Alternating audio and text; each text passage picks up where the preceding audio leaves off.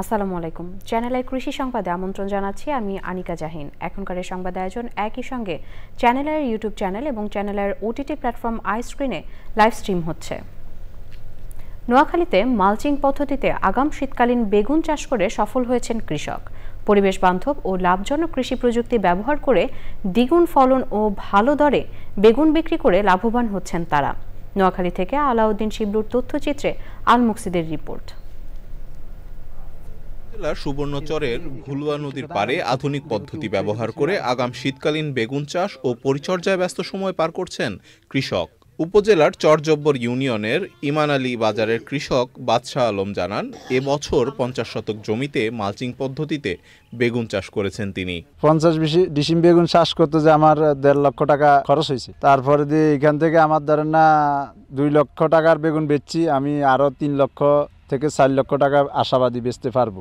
Mulching পদ্ধতিতে প্রথমে জমিতে পরিমিত রাসায়নিক ও জৈব সার দিয়ে সারি সারি বেড তৈরি করা হয়।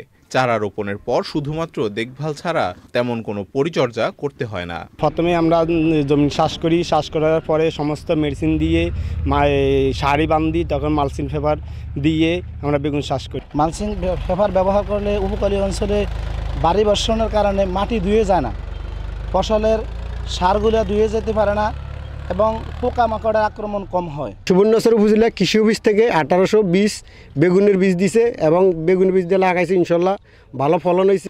এবছর উপজেলায় প্রায় 120 হেক্টর জমিতে আগাম শীতকালীন বেগুন চাষ হয়েছে বলছে কৃষি বিভাগ। আমরা এই বেগুন আবাদের জন্য এবং অন্যান্য শীতকালীন সবজি আবাদের জন্য কৃষকদেরকে আমরা সাধারণত প্রশিক্ষণ দিয়ে থাকি।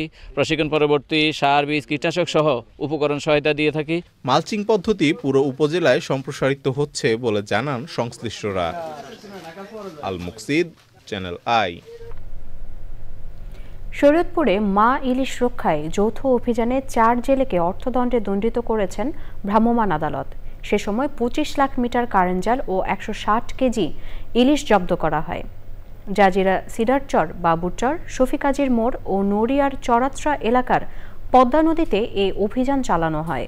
অভিযানের সময় সেনাবাহিনী, জেলা উপজেলা মৎস্য কর্মকর্তা, পুলিশ ও উপজেলা প্রশাসন সহ সংশ্লিষ্টরা ছিলেন। পরে আটক করা জাল পুড়িয়ে ধ্বংস করা হয় এবং জব্দ করা মাছ এতিমখানা, মাদ্রাসা ও দরিদ্রদের বিতরণ করা হয়। 3টা জায়গায় অভিযান করেছি এবং এই অভিযানে আমরা 4 জনকে আটক করে আমরা সাজা প্রদান করেছি এবং একই সাথে আমরা প্রায় 25 লক্ষ মিটার কারেন্ট জাল এবং 4 মণ ইলিশ এবং 3টি স্পিডবোট জব্দ করেছি। আমাদের অভিযান অব্যাহত থাকবে।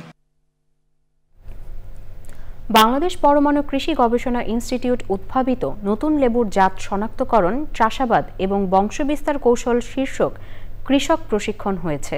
প্রধান অতিথি ছিলেন কৃষি মন্ত্রণালয়ের গবেষণা বিভাগের যুগ্ম সচিব ডক্টর মোহাম্মদ লুৎফর রহমান। অন্যদের মধ্যে বক্তব্য দেন কৃষি মন্ত্রণালয়ের গবেষণা 3 বিভাগের উপসচিব শেখ হাফিজুর রহমান, খাগড়াছড়ির মুখ্য বৈজ্ঞানিক কর্মকর্তা ডক্টর মোহাম্মদ আব্দুস সাত্তার ও অন্যরা। প্রশিক্ষণে 50 জন কৃষক অংশ নেন। ঠাকুরগাঁওয়ে শুক নদীতে বুড়ির পাথে চলছে 3 দিনের মাছ ধরা উৎসব। জেলার শত শত জেলে এবং বিভিন্ন গ্রাম থেকে আসা মানুষ উৎসাহ উদ্দীপনা নিয়ে মাছ ধরছেন। তবে এবার আশানুরূপ মাছ না পাওয়ায় অনেকেই হতাশ। ঠাকুরগাঁও সংবাদদাতার পাঠানো তথ্য ও ভিডিওচিত্রে আল মুকসিদের রিপোর্ট। পাখির চোখে দেখলে এ যেন এক অপরূপ সৌন্দর্যের নিদর্শন। ঠাকুরগাঁও জেলার শুক নদীর উপর বুড়ির বাঁধ। শত শত মানুষ মেতে উঠেছে মাছ ধরার উৎসবে, কেউ বিক্রিতে আর কেউ ব্যস্ত মাছ কিনতে। ট্যাংরা, পুঁটি, শিং সহ নানা প্রজাতির দেশীয় মাছ পাওয়া যায় এই বাঁধে। জেলেরা বলছে সবগুলো জল কপাট খুলে দিলে আরো বেশি মাছ পাওয়া যাবে। ছাটি মাছ, মাগুর মাছ, কই মাছ, আপনার শোল, মানে বিভিন্ন সব আইটেমের মাছ পাওয়া যায়। এখানে একটু মাছটা কম দামে পাওয়া যায়, বাজারে একটু বেশি দাম। খাইতে খুব স্বাদ। গতবার থেকে অনেক বেশি মাছ আছে, কিন্তু যেগুলা জাল দিয়ে ধরবে ওই জালগুলো ভ্রাম্যমাণ আদালত তুলে পুড়ে দিচ্ছে। আসলে আমরা সকলে মাছ পাই আর না পাই, কিন্তু আমাদের ঘরে ঘরে জাল আছে, কারো ফিকার জাল, কারো লাফি জাল, কেউ এমনি সব করে আছে। তবে আমাদের বছরের শেষে একটা আনন্দ হয়। বুড়ির বাঁধে এই মাছ জেলার মানুষের আমিষের ঘাটতি পূরণ করবে বলছে বাংলাদেশ পানি উন্নয়ন বোর্ড ঠাকুরগাঁওয়ের নির্বাহী প্রকৌশলী। ঠাকুরগাঁও জেলার এই বুড়িবাঁধ সেচ প্রকল্পের গেট লাগানোর পর প্রায় 4 মাস এই গেট লাগানো থাকে। এর ফলে এখানে প্রচুর পরিমাণে মাছ চাষ করার সুযোগ থাকে।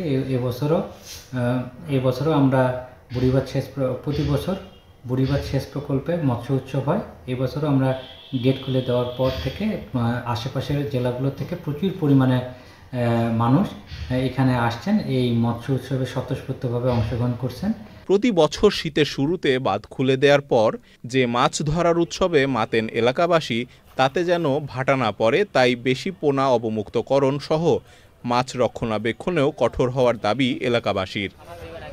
আল মুকসিদ, চ্যানেল আই।